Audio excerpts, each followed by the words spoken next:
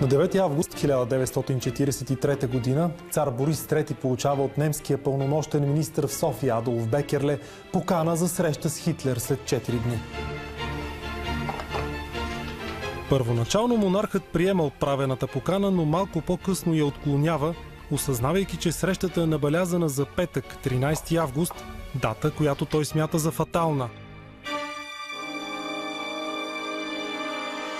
В крайна сметка цар Борис III отлита от враждебна с личния самолет на Хитлер ден по-късно, на 14 в събота.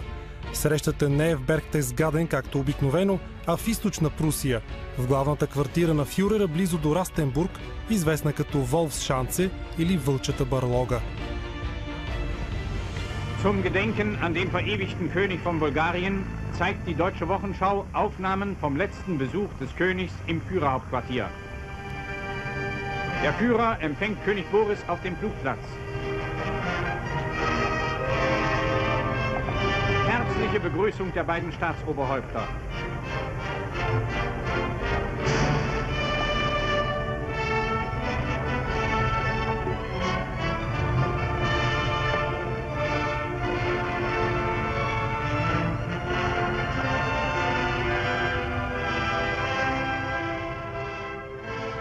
Темата на срещата е предварително поставена от Хитлер – разглеждане на общата военна и политическа обстановка и дискусия за ролята на България в хода на войната.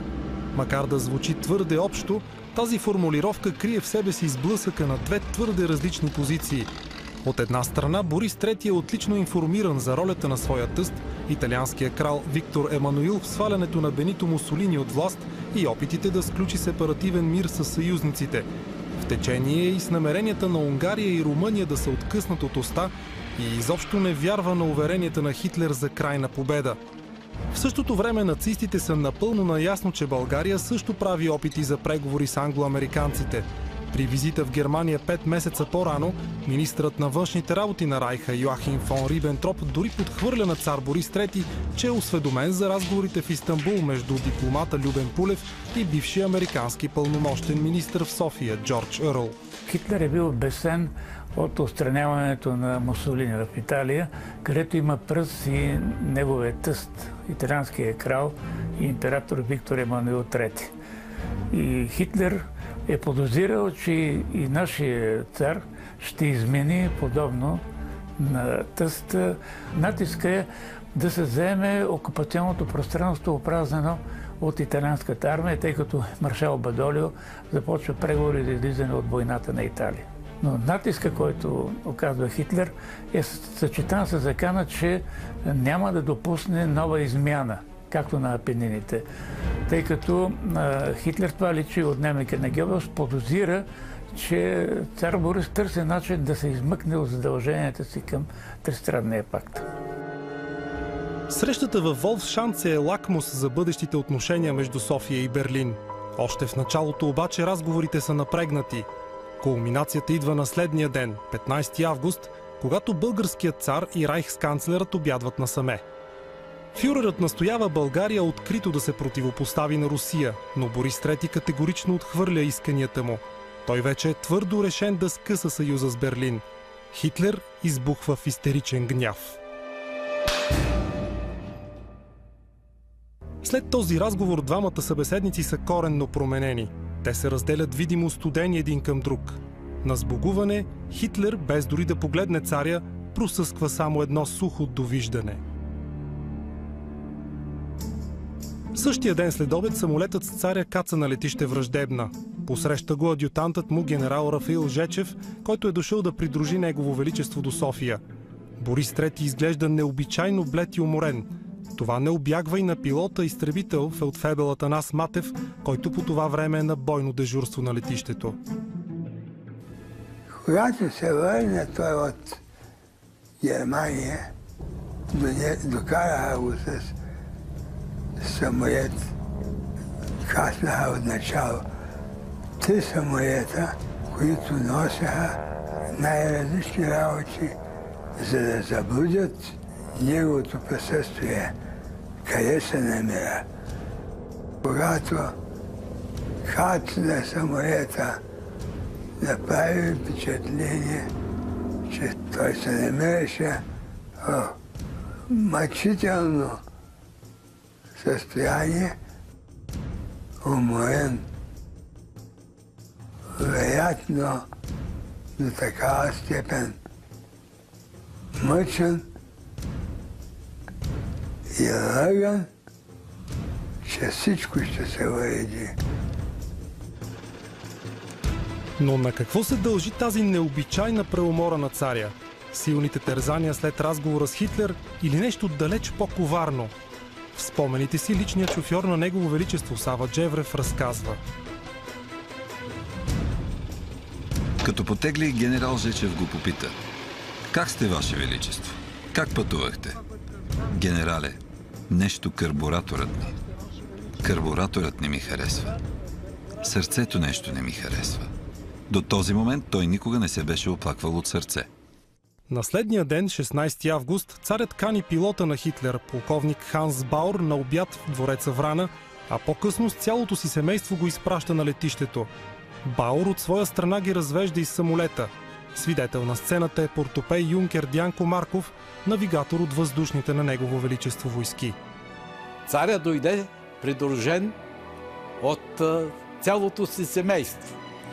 Симеончо, Мария Луиза Малката, разбира се царица Йоана, а същевременно целият екипаж, предвождан от полковник Бауер, който Рицар-Кройс носител, и изпратиха екипажа, който се върнал обратно. По същото време, същия ден, в летище Враждебна беха каснали 8 самолета Штука Ю-87. 8 машини от последната серия Дора. И царят беха очевидец, когато царя взима на ръце, витлото на самолета беше твърде високо, за да дигне Симеончо и той да пипне перката на самолета. Спомням си на летището, да видим самолета, това го помня определено и съвсем ясно. Тъй, че ме впечатли, разбира се, понеже беше твърде голям за уния времена, и така че обиколихме и разгледахме самолета и отвътре. Беше много интересно, защото на пръв път виждахме един самолет отблизо, нали? Беше много интересно и разбира се, полковник Бауер, мисля, беше слезе да ни поздрави, да ни покаже самолет. Това беха, разбира се, като деца, може да се представите, като малко дете да отидете да видите самолет отблизо, е нещо много хубаво. И оттам заминахме, разбира се, за Царска Бистрица.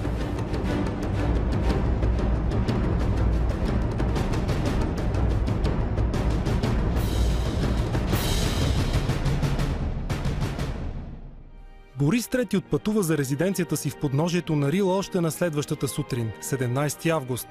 Ден по-късно изкачва връх Мусала, придружен от брат си, княз Кирил, и личния си съветник Станислав Балан. Сред гранитните скали среща случайно 3 младежи, между които и 19-годишният тогава Георги Марков. Идвахме от рибните езера. Вече сме в подстъп към върха Мусала от към южната страна и виждаме на върха една група хора, коне между тях, войници и още 2-3 цивилни. Наближаваме там и виждаме, че от групата се отделя един човек. Това е Негово Величество цар Борис III, с каскет на главата, с бастун.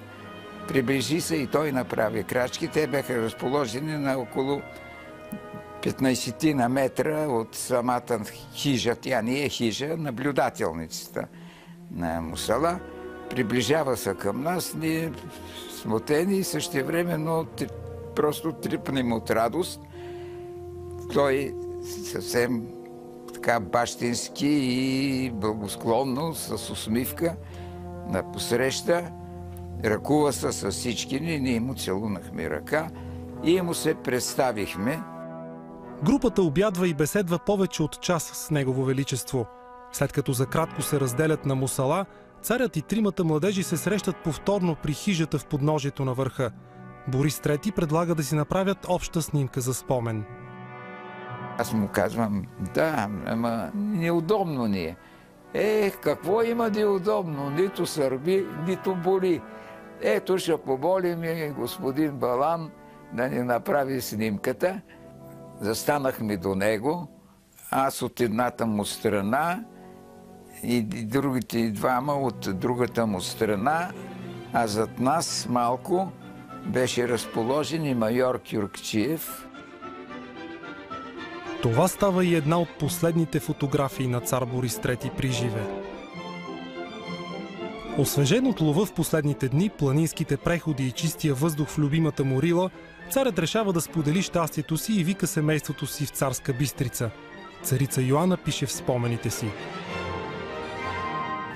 Телефонира във Врана. Беше ведър. Ела с децата, ми каза. Тук всичко е наред и времето е много хубаво и свежо. Борис III лично посреща царицата и децата си в близкия Самоков. Навсякъде хората ги разпознават и приветстват.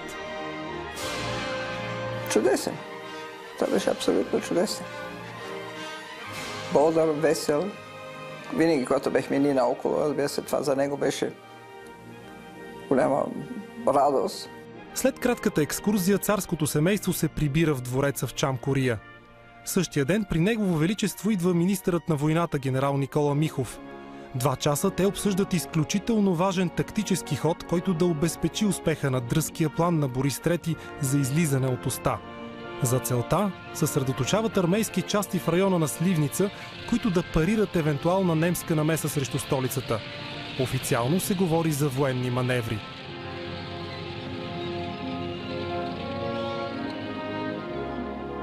В понеделник сутрин, 23 август, царят се готви да замине за София. Но преди да тръгне, Борис III се отправя към новото крило на Царска Бистрица, мястото, където се намират младият княз Симеон и княгиня Мария Луиза. Понеделник заран ние си играехме в тази стая горе в Царска. И той дойде да ни каже довиждане, ни целуне и каза, ще ви видиме до вечер. Ще се върна до вечер, защото често правише, нали, София Царска, то не е толкова далече. Ще ви видя до вечер, ни целуна и това беше. Борис III уверява и царица Йоанна в намерението си да се прибере при тях още същата вечер. Нейно величество не подозира, че изпраща любимия си за последен път. Борис махна с ръка от вратата. Този жест с ръка бе последния спомен за него като жив.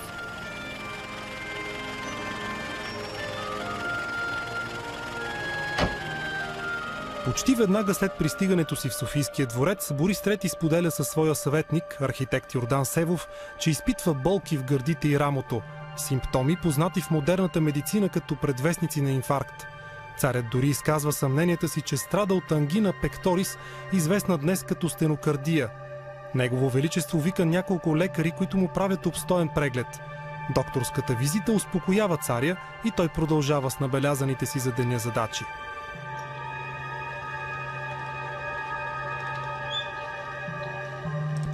Работи до късно в кабинета си, но вечерта, приемайки поредните държавни книжа, неочаквано ги връща с думите. Достатъчно за днес. Ще продължим утре. Наистина не разбирам какво ми е.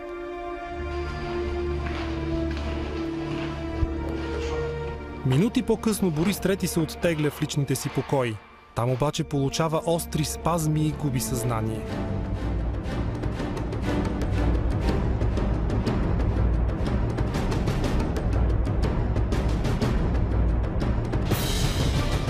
Влошаването в здравето на Борис III събитията се развиват мълниеносно. От Берлин спешно е повикан доктор Рудолф Зайц, който от години лекува царя. Професорът е изваден из развалините на клиниката му, рухнала при бомбардировките на германската столица. От Виена пристига друг експерт в медицината – доктор Ханс Епингер, специалист по вътрешни болести. Когато вече наистина му преушава, започва да повръща болки в сърдечната област. Едва тогава извикват неговите придворни лекари, които му дават първоначално погрешна диагноза за жлъчката. Но пък той има и двама лекари от Германия, съответно от Берлин, от Виена, които със самолет пристигат. Те първи дават диагнозата за инфаркт. В В същото време семейството му, което все още е в Царска Бистрица, дори не подозира за здравословните проблеми на царя. 2 дни след заминаването му за София, царица Йоанна телефонира в столицата дали съпругът ти ще дойде за вечеря. Оттам отговарят, че Негово Величество не се чувствал добре, но не било нищо сериозно. Царицата се успокоява от мисълта, че братът на Борис III, княз Кирил, е заедно с него. Никой не знаеше колко беше болен. Хората може би в София знаеха. Но и майка ми го научи чак след 2 дена. И казаха ни, че не е добре, че зле и т.н. И ние тогава рисувахме разни неща да му занесеме и щехме да отидем на другия ден да го видиме. Няколко дни по-късно научихме, че бил болен, след това тежко болен на децата. Разбира се, ни са казвали истината до момента, в който научаваме, че е починал. Аз спомням, че бехме изпратили едни тинтяви и също една моя рисунка, творба на един самолет, нали? Това са, както казвам, изцяло детски спомени. На следващия ден, 25 август, докато Нейно Величество тревожно очаква вести от двореца, внезапно извънява телефонът. Беше София, говореше Генчев. Ваше Величество, елате долу, защото цар Борис е много зле.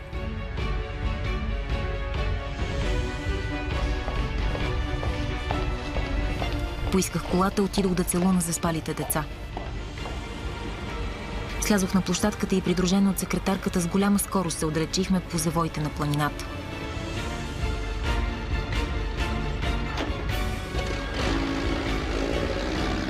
Този момент се отрази като мълния в душата ми.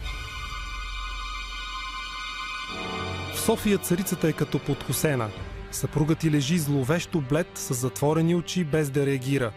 Лекуващите медици признават, че състоянието на царя е тежко. Диагнозата е тромбоза на коронарната артерия, вследствие на която се е развила двойна пневмония с отток в белите дробове и мозъка.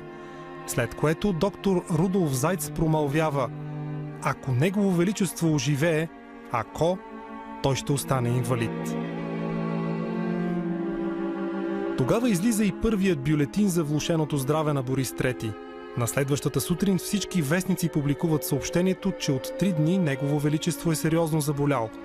Лекуването му е поверено на най-добрите специалисти. Малвата за тежкото състояние на царя плъзва мигновено из страната.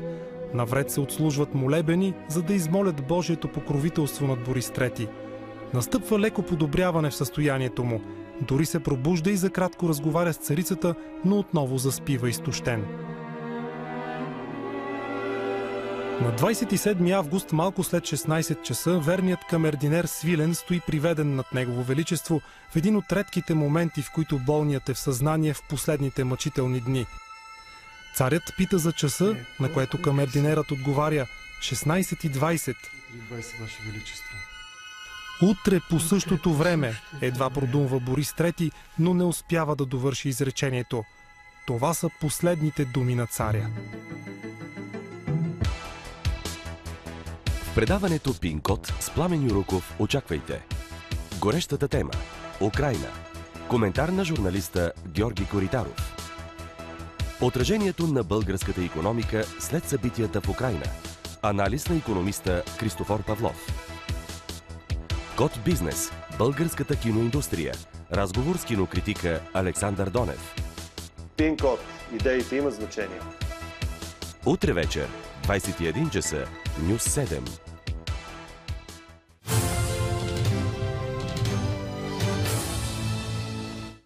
В отчаяни опити да спасят височайшия пациент, медиците възлагат надежди на нетрадиционни методи за лечение. В ранния следобед на 28 август на летището край София очакват мистериозна пратка. В деня, в който почина цар Борис, се очакваше японски самолет да донесе някаква далечна източна билка и действително такъв самолет японски кацна и се каза от нашите там по-висши почин и длъжност офицери, че самолетът е дошъл чак от Бирма, която по това време беше окупирана от от Япония. Тогава заедно с хора, които бяха край мене, от моите близки, от съвипускниците, си казахме, сега вече царя ще излезе от това състояние. Уви, надеждите за спасение на монарха остават напразни.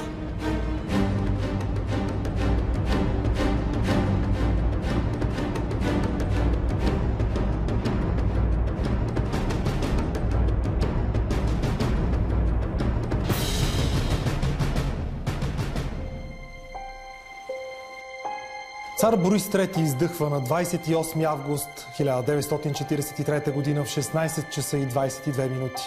Цяла България е в ужас.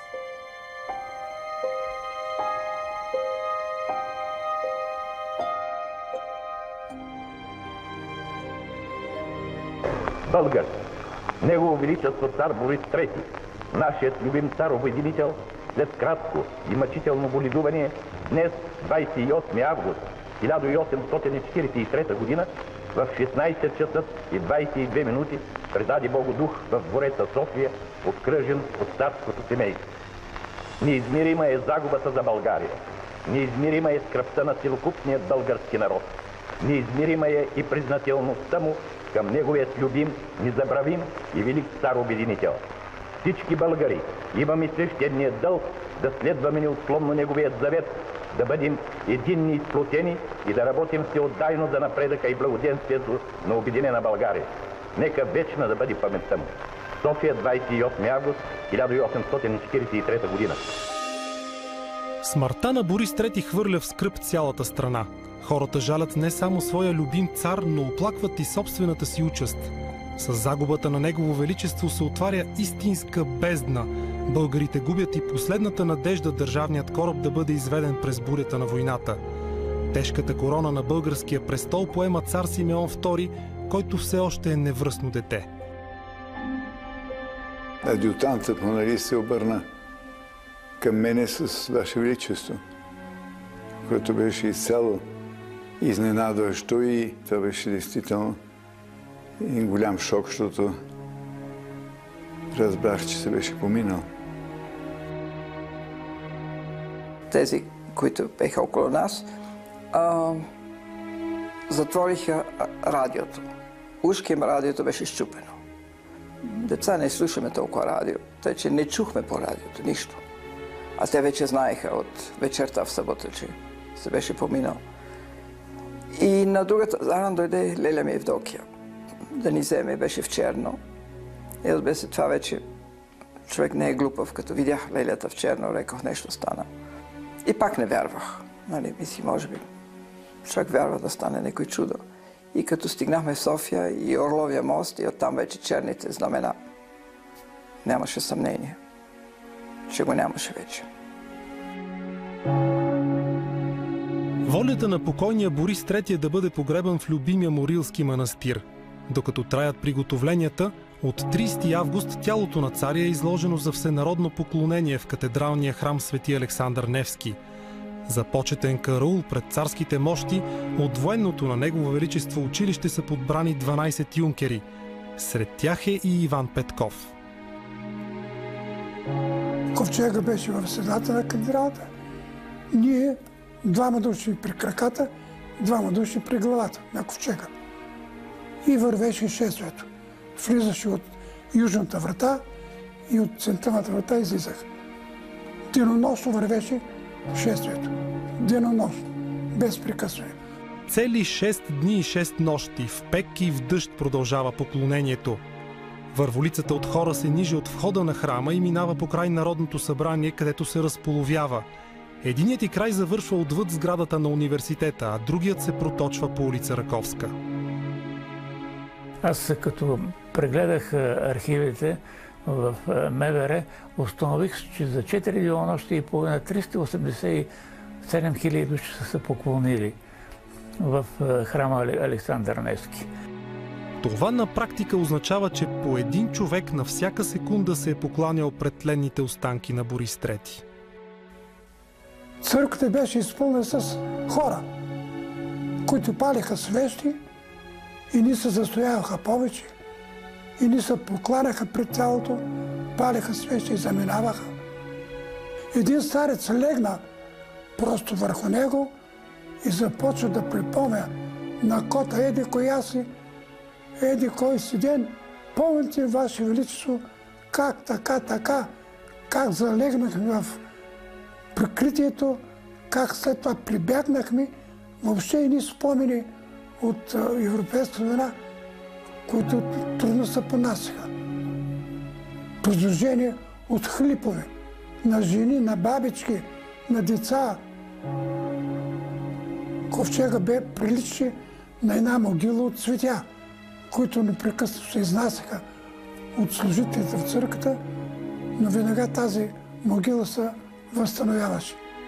Една спонтанна народна обич.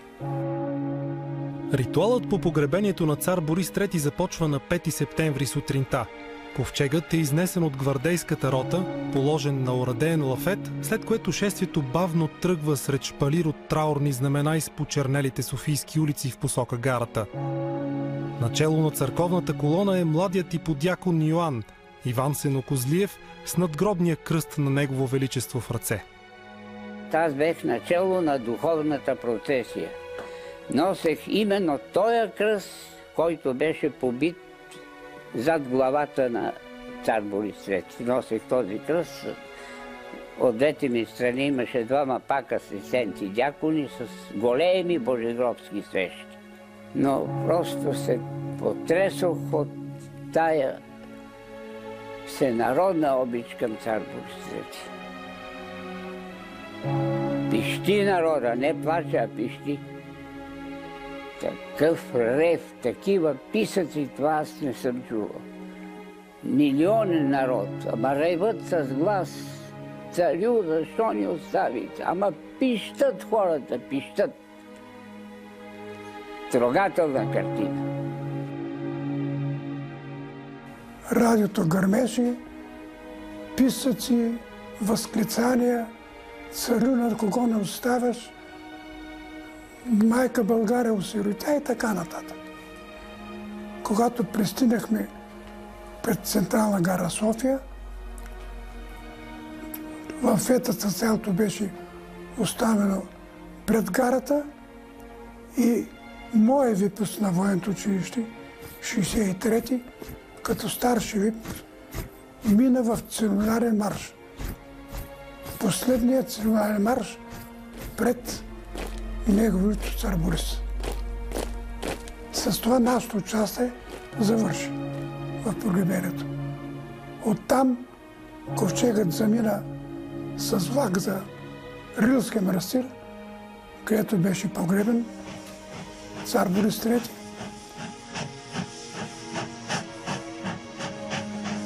По всички гари из пътя гъмжи от народ. Ешелонът бавно минава през празните села. Хората са коленичили покрай железопътната линия.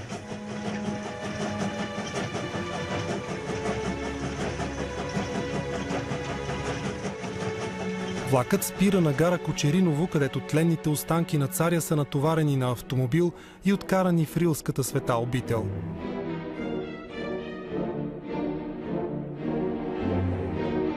Саркофагът е положен в централния храм на манастира.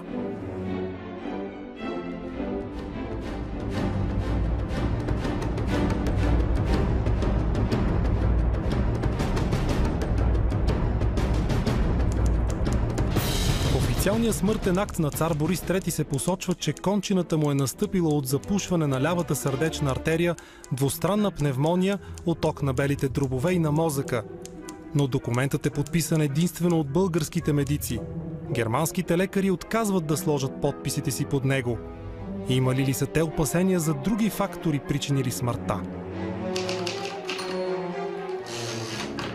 В свое писмо от 29 август до външния министър на Райха фон Рибентроп, германският пълномощен министър в София Адолф Бекерле споделя за разговора си с лекуващите медици за смъртта на царя. На въпросната среща присъстват германските лекари Епингер, Зайц и Декринис. Поради съществуващите подозрения, аз запитах господата, дали болестта и смъртта не биха могли да се дължат на някаква друга външна причина. Тримата лекари дадоха единодушно и незабавно утвърдителен отговор. позовавайки се на приликата в симптомите. Епингер спомена типична балканска смърт. Същия ден доктор Ханс Епингер потвърждава тезата си и пред Станислав Балан, докато царският съветник го изпраща на летището. Той му задава въпроса. Лично свидетелство на Балан пред мен. Не го е казвал в Народния съд. Казвам, ние се разделяме, доктор Епингер. Може би няма да се видим повече до края на... Кажете вие в последна сметка, какво е вашето заключение като човек, вещ в тази област, за смъртта на българския цар? И той казва само едно изречение преди да се качи на самолета. Една типично ориенталски организирана смърт. Балканската смърт, според Епингер, е причинена от отравяне. За отрова се говори и в поверителен доклад на Вътрешното министерство, изготвен след смъртта на Борис III. В него се твърди, че внезапното запушване на никога досега боледувалата аорта не е причинено от нейното износване или това на другите органи, а е било предизвикано по изкуствен начин, т.е. чрез отрова. Германските доклади са още по-конкретни. Професор Штефан Апелиус от университета в Олденбург, който от години проучва архивите на Третия райх, дори открива сред документите данни за произхода на отровата, която според нацистите е причинила смъртта на монарха. Es scheint auf jeden Fall so gewesen zu sein, dass Zar Boris III. По всичко изглежда, че цар Борис III е станал жертва на отравяне. Лекарите, които са извършили аутопсията, както българските, така и медиците от Германия, са стигнали до извода, че той е починал от бавно действаща отрова от Азия, която поразява сърцето.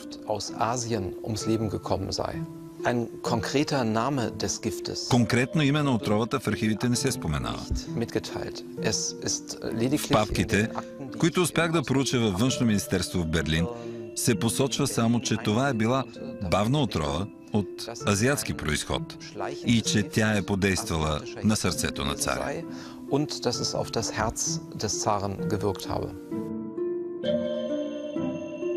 Но ако смъртта на Борис III е насилствена, чий е този зловещ план?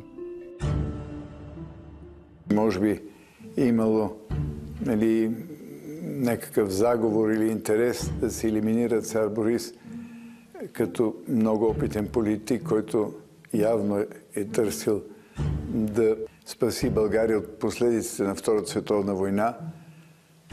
Това е, бих казал, логика и може би пък и аналогията с Италия, която в даден момент се превръща в съюзник, да е притеснило дадени среди в Берлин. Това също е, мисля, един съвсем нормален довод, но няма доказателство по-нататък. Ако приемем, че нацистите са имали мотив за убийството на българския монарх, остава въпросът как е задействан планът. Една от лансираните версии е за бавно действащ газ, който Борис III е вдишал с кислородната маска в самолета на Хитлер при завръщането си в България. Тя обаче е твърдо отхвърлена от лекуващия царя доктор Рудолф Зайц. Зайц познавах много добре, защото той след войната отиде да живее в Испания. Тъй, че го виждахме и преди се разболее баща ми, те се познаваха от Берлин. Баща ми беше ходил при него, тъй, че имаше една връзка с него. И аз един ден отидох в кабинета, седнах и му казах: професоре, кажете ми. И той ми каза: вижте, версията за кислорода е вятър. Извинявайте израза. Защото няма една отрова, която човек може да диша с кислорода, която 2 седмици по-късно ще го отрови. Това не съществуваше. Значи тази версия отпада. В своята книга «Човекът, който изигра Хитлер», израелският изследовател Самуел Ардити твърди, че отровата е поднесена на цар Борис III още при срещата му с фюрера във Волсшанце. Карл Брандт, той е личният лекар на Хитлер. Той употребява отрова с закъснение. той има възможност в лагерите на смъртта да прави опити с тази отрова. И според моето мнение, той маже отровата или на чашата, или на чинията на Борис и той остава още 2 дена в парлогата на вълка. Защо остава? Ако може, например, ако маже голема доза, той взима под предвид теглото на царя. Ако маже голема доза, отровата веднага ще действа и тогава ще бъде явно, че Борис е отровен в щаба на Хитлер. Хитлер не иска цар Борис да почине в Германия. Той иска да почине в България и да се види като естествена смърт. Още в деня на кончината на българския цар, съобщението, че Борис III е отровен по заповед на Хитлер, е разгласено първо от Радио Лондон, което известява за насилствената смърт на монарха, а по-късно версията е повторена и от Москва. Може ли тези твърдения да се приемат за истина или става дума за противогерманска пропаганда от страна на съюзниците? Защо им е трябвало на нацистите да отравят Борис, когато Хитлер просто е могъл да го задържи в плен в Германия? Могло е той да бъде интерниран, точно както са постъпили с унгарския престолонаследник Хорти. Но да се създаде още повече нестабилност на Балканите не е било немски интерес. Ужасно трудно е да се отговори дали това е заговор от собствените редици, т.е. с български участници, или фактически някой от съюзническите държави е стояла зад това. Дали руснаците или англичаните, които усилено са се опитвали да обърнат хода на войната в полза на съюзниците.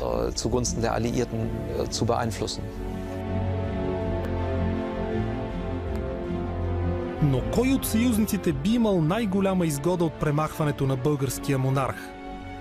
Дянко Марков, племенник на тогавашния пълномощен министър в Рим Дечко Караджов, съзира в смъртта на царя зловещия почерк на НКВД – Съветското вътрешно министерство.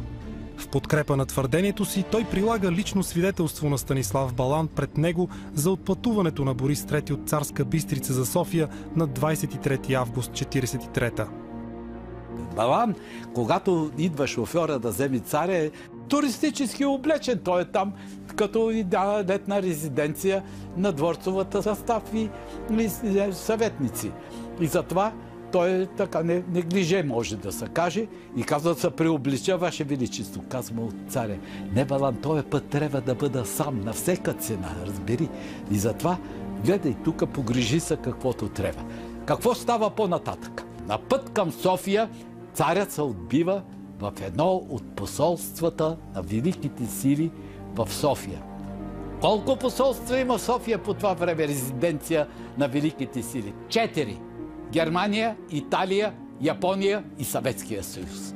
Там той е угощен, несъмнено, с чашка коктейл Судоплатов.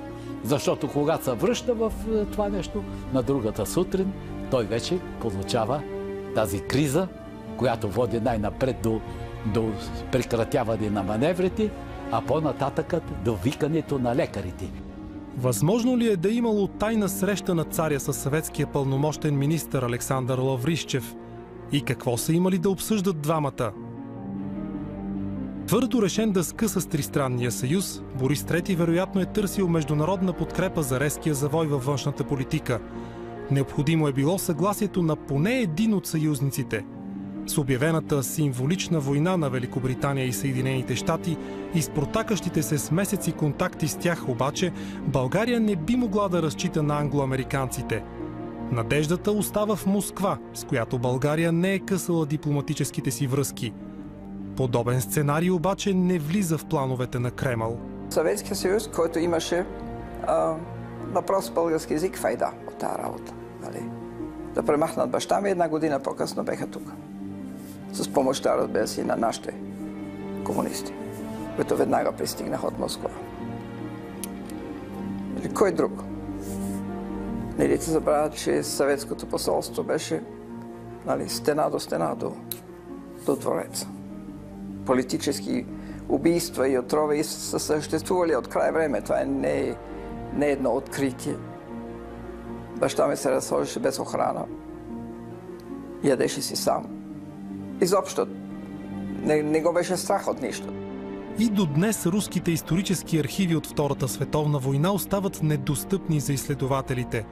Възможно е в тях да се крие ключът към загадката за смъртта на българския монарх. Официалната българска историография приема версията за естествената смърт на царя вследствие на инфаркт. Смъртта е последица на това огромно напрежение, защото царя вече вижда края на царството си. Той е морално убит от Хитлер. Той вижда в настъплението на Червената армия края на царството.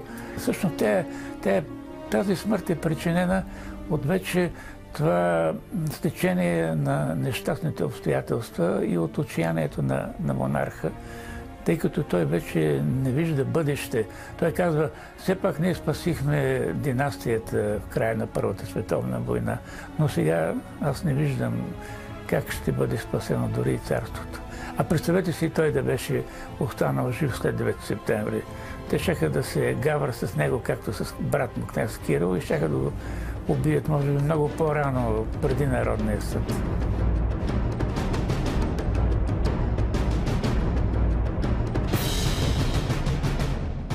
Година след смъртта на Борис III, след държавен преврат, подсигурен с нахлуването на Червената армия в България, на власт идва правителството на Отечествения фронт. Плановете на новите комунистически лидери са за превръщането на България в република по съветски образец. Но култът към един покоен монарх, възприеман от народа му вече почти като светец, е в разрез с новата партийна пропаганда. Макар и мъртъв, цар Борис III трябва да бъде убит.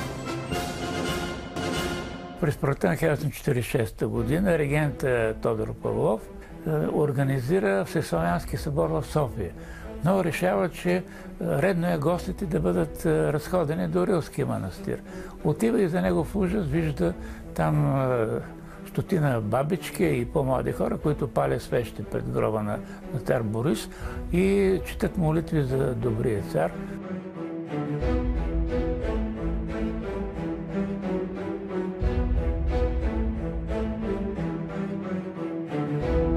По нареждане на Георги Димитров, правителството настоява царският гроб да бъде премахнат от Рилската света обител.